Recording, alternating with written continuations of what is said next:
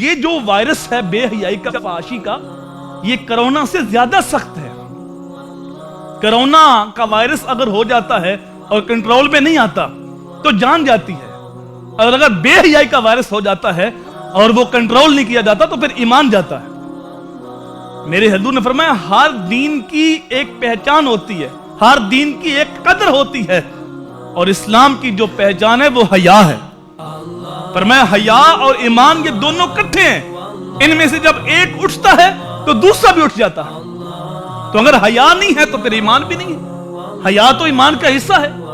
ایک صحابی اپنے بھائی کو حیا کے بارے واز کر رہے تھے، میرے حضور نے فرمایا داہو اس کو چھوڑ دے، الحیاء من الایمان، حیا تو ویسی ایمان کا حصہ ہے۔